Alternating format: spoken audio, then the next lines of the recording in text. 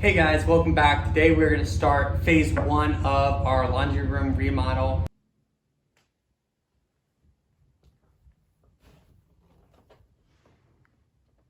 You've already seen what it currently looks like, and I'll post a picture of what my goals are. Very rough sketch, I'm not an artist by any means, but got 2 sheets of plywood here to start the upper cabinets and shelves. So let's go ahead, I'm going to make some of these cuts off camera and I'll be right back with the cut pieces. Really quickly, just went in, drafted up a sheet of paper with all my measurements I need to cut, and then I'm gonna mark it on the plywood and go ahead and cut it.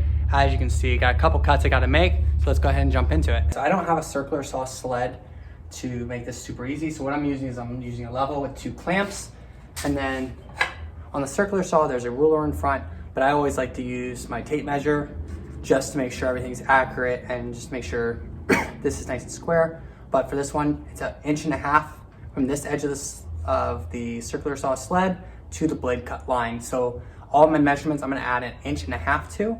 So if I wanted this to be a 3-foot section, I'm gonna add 1.5 inches to that. And that's what this is set up for. That way, whenever you set this here, the blade is actually over 1.5 inches. So it's gonna cut across and it's gonna cut it at the length you want. So I've got this mounted, and underneath the table,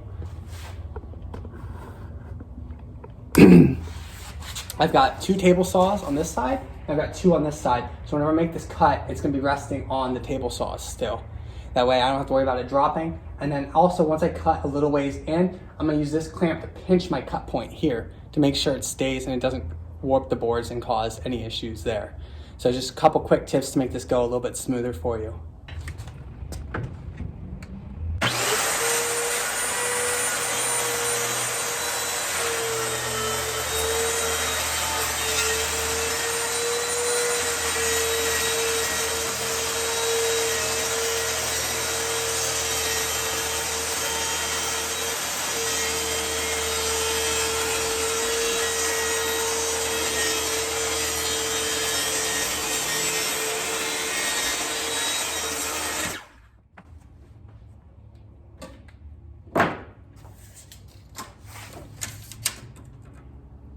Right on 3 feet, just what I needed.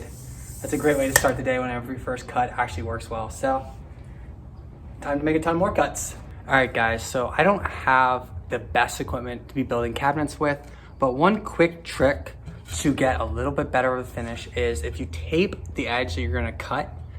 So space the tape, I like to use painter's tape just because it's pretty cheap and available everywhere. What you can do is you place the painter's tape over the cut line, and then when you cut it, the tape will help keep from splintering up. So I'm just to show you guys the difference in the cut. As you can see here, we've got a bunch of blowout across the top here, but if you look at this edge here, no blowout, as well as this edge here, really no blowout across that edge. So there's a cut I just did. So let's go ahead and let's peel that tape off. And let's just show you guys how much better that's gonna look than if we didn't tape it. So, extremely clean cut. Really kicking myself in the butt for not doing it on this end. So I'm gonna have to do some wood filler here and it's just not gonna look as great. Probably just flip it over and have that underneath the shelf. But remember, tape your cuts if you don't have a good saw.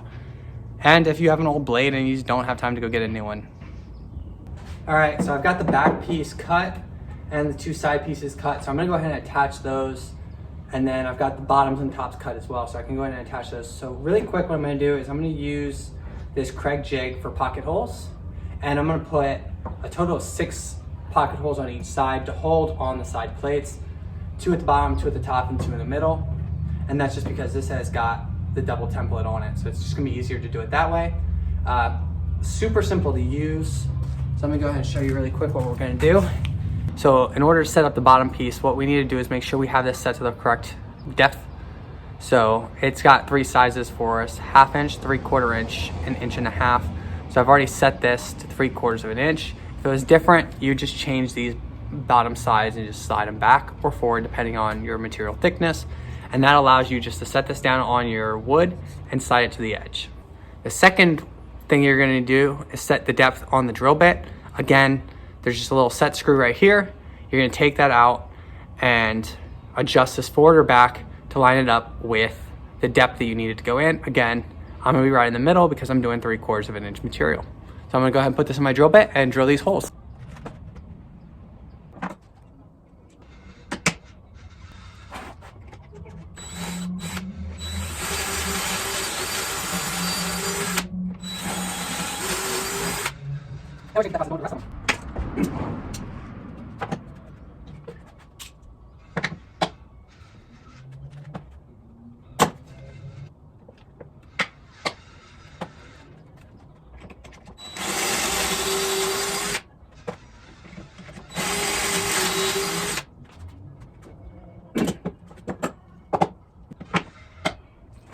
There's that halfway up, just give me a nice even 6 on screws.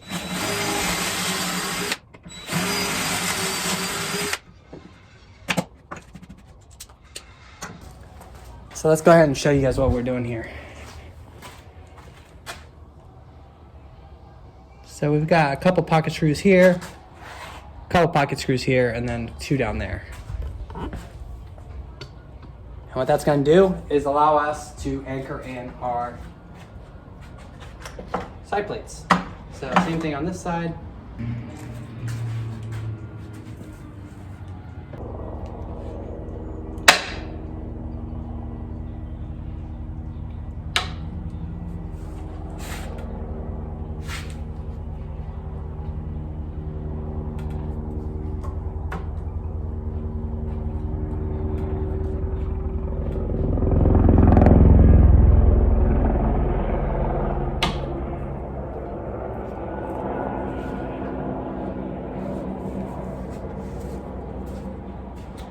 Got this one right now, and hopefully that's enough to get this project done. But definitely recommend at least 2, possibly 3.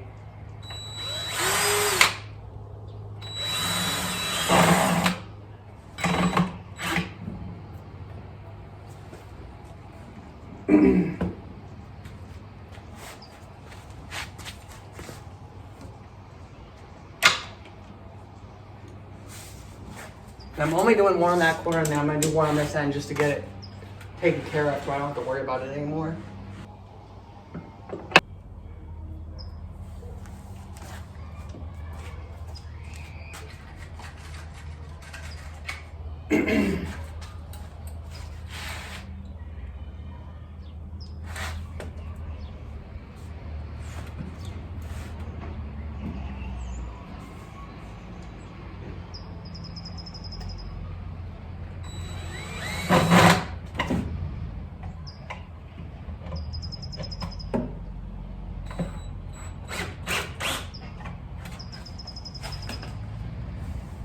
Alrighty, so now that I got those 2 on, it's going to really hold this thing in place. I'm going to take this clamp off and throw in the rest of those screws.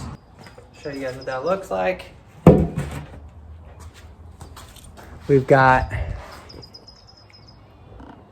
the first side on. Now all we got to do is do the other side, and we're good to get going on the shelves and everything else. So the key thing to do when you're doing these sides and you didn't get perfect cuts is to think about what is going to be showing. So this is going to be showing on the outside as well as on the inside. So any mistakes I want to put up towards the top as close to the ceiling as possible. So really right here is the only mistake, and it's pretty minor. So I'm just going to flip this around, and it's going to go like this.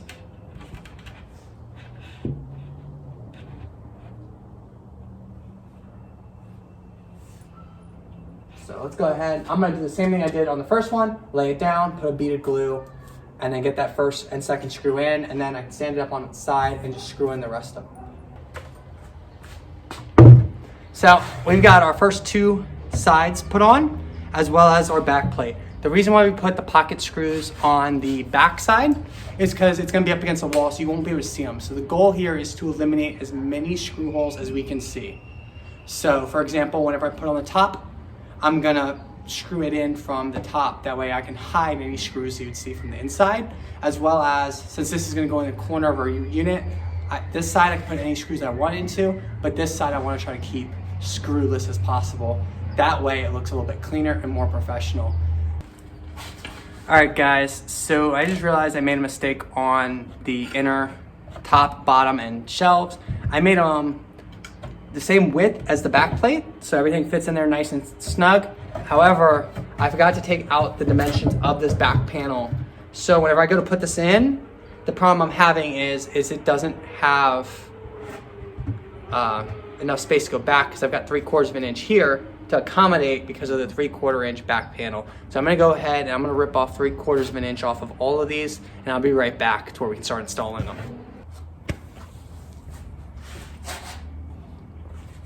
All right, guys, I went ahead and I ripped off camera the 3/4 of an inch off this guy, and I went ahead and did the pocket screws too while I was at it.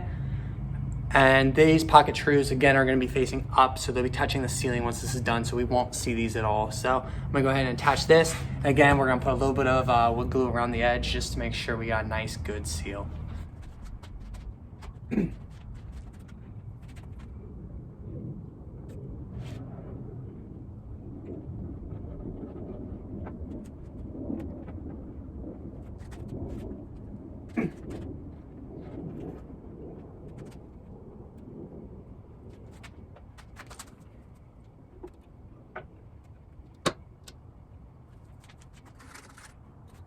I got some back to you guys real quick.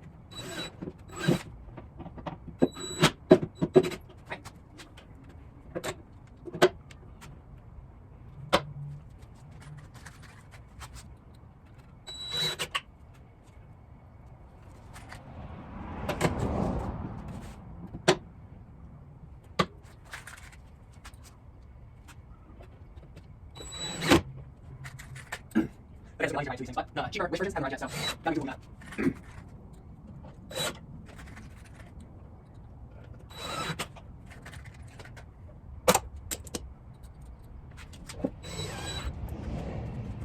All right, awesome. Let's get a little bit here. She's not painted for your All right, guys, it got a little too dark for me in here. Unfortunately, my lights are still burnt out in here, and I haven't got around to replacing them. I want to put LEDs in the garage, so that's gonna be another project. But for today, I got all of the wood for the cabinet cut. That's gonna be the front face of the cabinet. Just gotta cut it right down the center, and that'll give me enough. The blade diameter will be the gap that you have between the two panels. And then over here is the shell of the cabinet, and then I still got to put in the shelves. So pretty good day today. Got a lot done.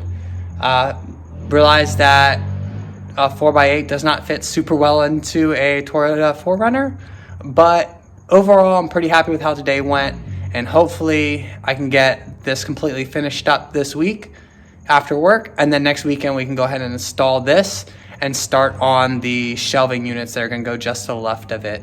Today we're gonna be installing the bottom shelf and then getting the doors cut down to size, as well as getting them ready to be mounted.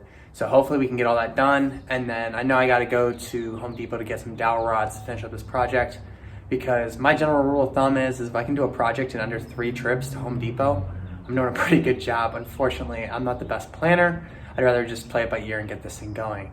So the way I like to do bottom shelves whenever I need a little bit of a lip is to use a piece of material I've already got cut for that lip. So for this one, I just want a little 3/4 inch upset on that bottom board. And what that's gonna allow me to do is whenever I wanna open the doors, I wanna just be able to reach underneath and pull from behind. That way I don't have to have any hardware on these. So the way I'm gonna do that is I'm taking some of the scrap wood I have cut from this project, and these are all gonna be 3/4 inches because it's from the plywood. So I'm gonna go ahead and use those, and then I'm gonna mount it into place using some clamps, and that's gonna help me line up that bottom board to keep it nice and level.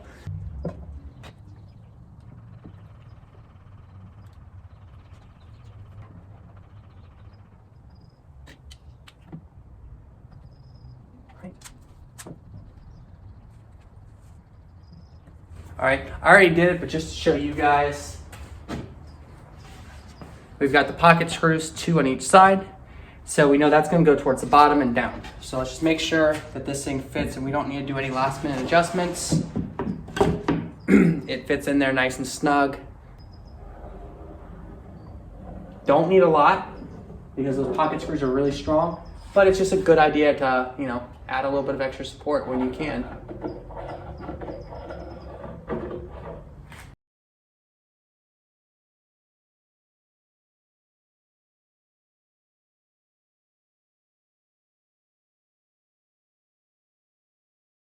I know you guys are probably thinking like, oh my goodness, that's a ton of clamps. These clamps are 88 cents a piece at Home Depot. So just go ahead, grab a handful.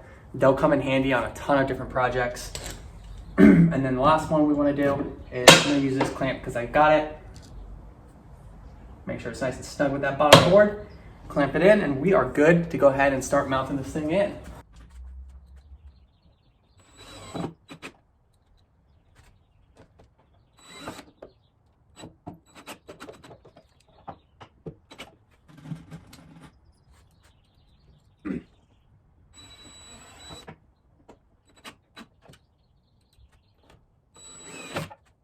I don't really think it's anymore, so it's numbers.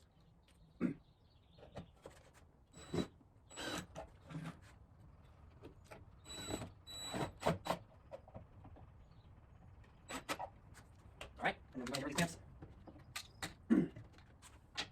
And as soon as you get these clamps off, you're going to want to go ahead and clean up any of the wood glue that might have come out. And then double check the other side. There shouldn't be any on there. So that is how I install the bottom shelf of this. Do you really need 6 pocket screws to hold this thing in place? It really depends on what you're going to put on this shelf. Better safe than sorry when building something from scratch, because it just took me an extra second to put that extra screw in. So next, I'm going to double check to make sure the piece of wood I cut out for the doors fits perfectly over top. It's still one solid piece, and then I'm going to cut right down the middle to make it into 2 doors. So let's go ahead and pull that piece and see how it fits. Go ahead, let's go over top. This side. So yep, it looks pretty much perfect on there. So at this point, I'm gonna find the middle of this and then I'm gonna cut it. And then I'm gonna go ahead and mount each side of the doors, and the cabinet shell and door face will be done. I've got 2 shelves over there that are gonna go inside of the cabinets, but I'm gonna wait to put those in until I got it up installed on the wall. That way the wall screws I'm using to anchor the back plate to a wall, I'm gonna do those in a straight line. That way I can hide them behind the shelves. So it's just a quick, easy trick to hide as many screws as we can. All right, guys, so doors are cut in half. I've got one here, one over there. What we're gonna do next is we're gonna drill the hardware holes. So I'm gonna be using a Hardware Jig, same thing as the first one. It's got some adjustments here, and that's gonna adjust how far into the board it's gonna put it. Check your hardware, because every hardware is slightly different what it requires to work properly. Mine works from anything from 0.125 to a 1/4 inch. So 1/8 inch to a 1/4 inch. So I just went ahead and I picked a number in the middle and set it. And then the other thing you're gonna need to do is set up your drill bit attachment. So it goes like this. And then all you do is once it's attached to your drill, set it in, twist it, get your drill bit up to speed, and in we go. So let's go ahead and get this template set up. So what you do is you're gonna set this on to the thing like this and line it up with how far up from the bottom you want. I'm doing 100 millimeters. And then we're gonna take 2 clamps and clamp it in place.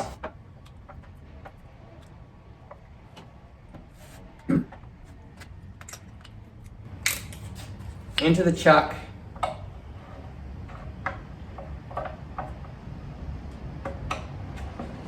Twist it, make sure you click it into place, and then we're gonna go ahead and drill. So I'm gonna do that off camera. I'll do all 4. And then when you're putting in the hardware, don't screw it all the way in on the one side until you've got the other screw in. So got that one started, get the next screw, put it in part of the way, and kind of bring them down together. That way you don't have to worry about not hitting a hole. Because as it gets tighter, it's harder to get it lined up.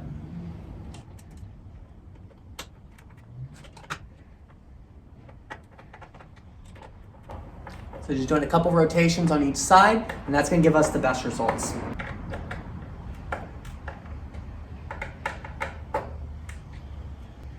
All right, so with that, that's how you're gonna do it. Make sure the hinge works. So now we're gonna come down here, repeat it on this one, as well as the other door that's over there on the corner. All right, I just realized I didn't hit record whenever I installed this door. This door's not done yet, so let's just go ahead and show you the process I did. So right now these are really tight. The hinges have adjustments on them, so I'm gonna need to use those adjustments. So this door's already set in place. I'm gonna make sure the top's edges and the bottom edge is lined up, as well as this is pushed all the way over this way. At this point, I'm gonna go ahead and open this one up, and I'm gonna mark the holes I need a pilot drill into the hinges, and then I'm gonna move this door and drill those pilot holes.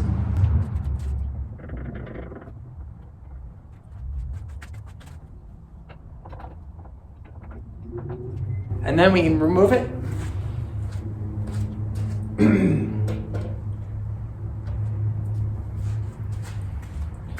And using the same drill bit that we set up earlier with the tape, we're gonna drill those holes. And remember, those holes on the hinges are set up to where they are bigger to give you adjustments once you've drilled the holes, that way you can adjust the hinges to make sure you get a perfect lineup. So try to drill the pilot hole in the center of those points to give you the most wiggle room up, down, left, and right.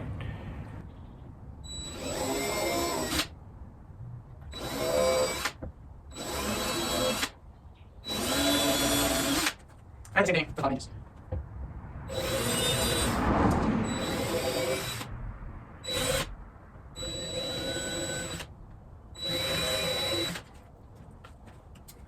All right, since I already did the other side, this is the drill bit. It came with it, and as you can already tell, there's something wrong with the tip of that. It started stripping the drill bit whenever I was screwing in the other side, so garbage.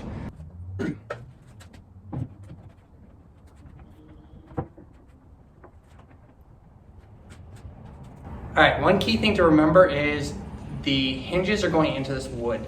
And because you drill it with a pilot hole, you wanna make sure you get all 8 in before you try to open the door. So let's go ahead, we're gonna put them in 99% of the way. We're not gonna tighten them all the way. That way we can still get that little bit of adjustment. But we want them most of the way in, that way you don't rip them out of the plywood, because they're really short screws, so it doesn't take much to rip them out.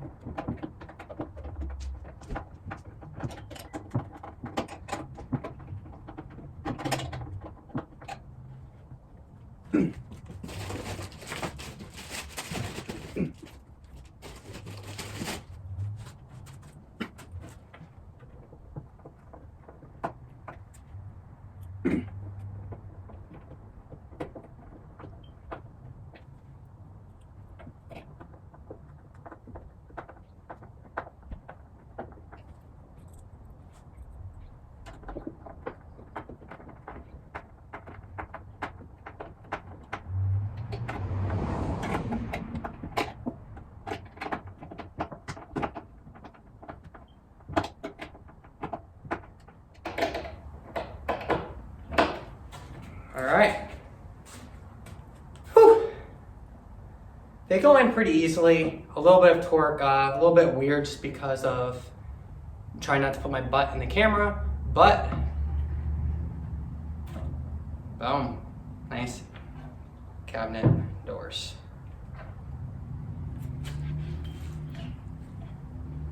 So now that it's open that way, we can go ahead and tighten in top set of screws on all of them.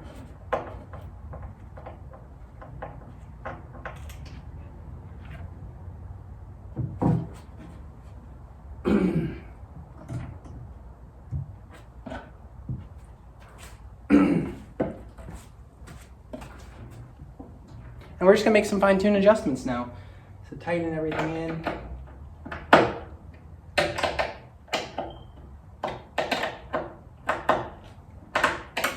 And we saw that this top edge was interfering with that side. So that's gonna be screw.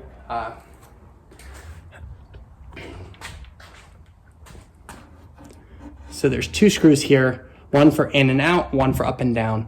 So this one here is for up and down to bring the back face closer to the cabinet face.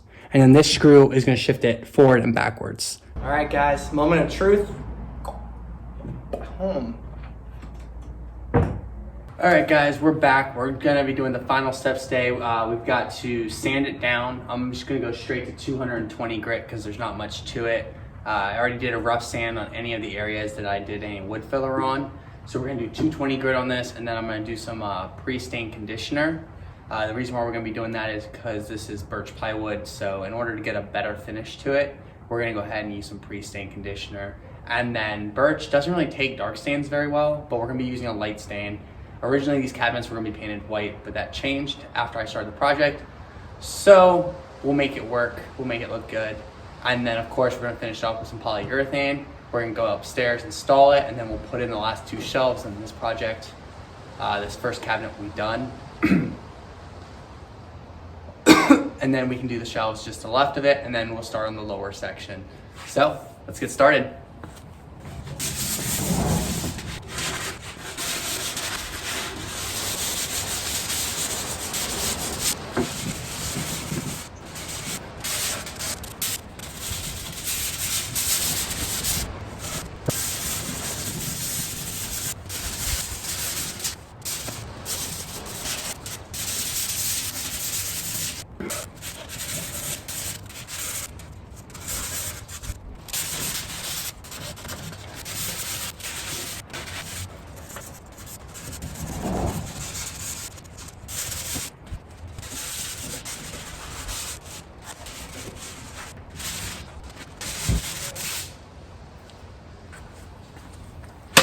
All right, guys, don't be me, wear a mask. I know I really should be wearing a respirator mask whenever I'm sanding plywood. It's just a smart thing to do. I just was being lazy and stupid. So don't be like me, be like the smart people, wear a mask. All right, everybody, so I realized I forgot to put the banding on the edge of the plywood. So the banding looks like this. It's got glue on the back and you iron it into place. So what we're gonna do is we're just gonna take off the cabinet doors. I'm just gonna do it on all the edges that are gonna be exposed to us that we'd see on a daily basis. And this just allows it to look a little bit cleaner than the plywood edge. So I'm gonna go ahead and attach these. So I've got an iron down here heating up, and I went ahead and cut this one down to size already. So basically you want it a little long and then you just cut it into place. So this one, just go like that. Iron it into place, and then we'll cut it down to size. We'll do it on all 4 of these edges, the bottom, as well as the doors. So let's go ahead and get this thing started.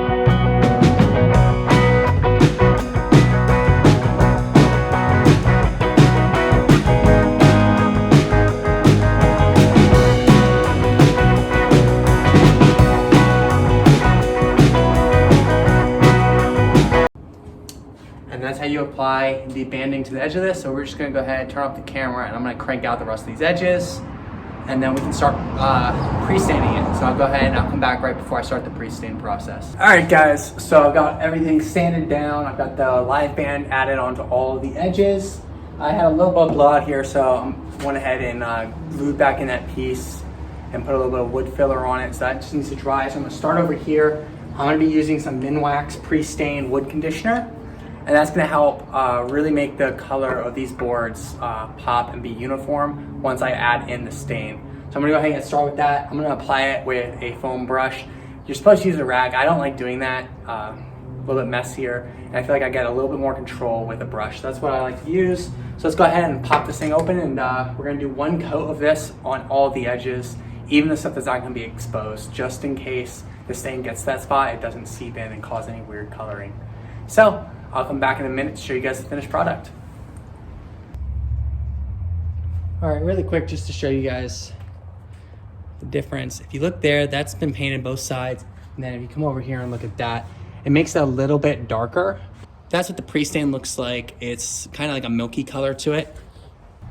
And so all we gotta do, we're gonna do all the sides and then we're gonna let it dry based on the recommendations on the can.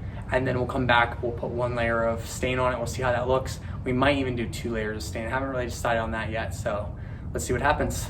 All right, guys, it's been about an hour since I did the preconditioner on it. So I did the preconditioner, let it soak for a little while, wiped it off with an old rag, and then now I just went over it with 220 grit sandpaper, wiped off all the dust. So now we're gonna go ahead and start staining. All right, so that's the back side of the doors. As you can see right there, the lighter area is the wood filler. So it didn't blend perfectly, but it's the back of the door, so it doesn't really matter. And then over here on the back, you can see where those dowel rods were put in. And you know, the color isn't horrible and the wood glue of course doesn't match. So not the end of the world. It's underneath the cabinet. You're really never gonna see them. But otherwise, freaking amazing finish. Love Minwax product. So next step, hang this thing and do polyurethane.